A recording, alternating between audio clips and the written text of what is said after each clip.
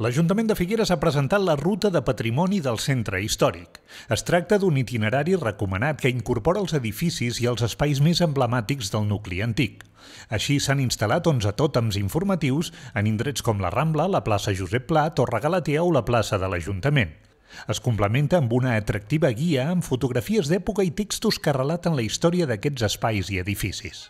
Bé, aquesta és una iniciativa d'itineraris pel centre històric de la ciutat que tenen el propòsit de donar a conèixer i posar en valor tot el que és el patrimoni arquitectònic, especialment pensant en les places i els principals espais públics de Figueres. Ens sembla que una ciutat tan turística, tan comercial, tan cultural com Figueres havia de reforçar el coneixement del que són els seus principals valors. I per tant s'ha fet aquest itinerari que l'acompanya una guia que invita a passejar per 11 punts de la ciutat i els explica des del punt de vista de la seva arquitectura, des del punt de vista de la seva evolució social, de quina és la utilització que se li dona.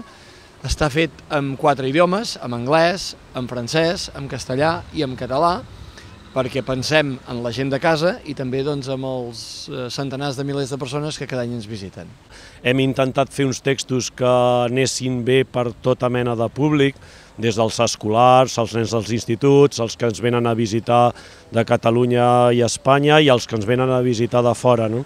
Llavors hem intentat fer uns textos que siguin ben entenedors per tothom i que satisfaguin les necessitats dels que volen una mica d'informació o els que realment estan interessats en aprofundir sobre el patrimoni arquitectònic de la ciutat. Diferents regidors i representants d'entitats ciutadanes han participat en aquesta passejada d'aproximadament una hora pel centre de Figueres.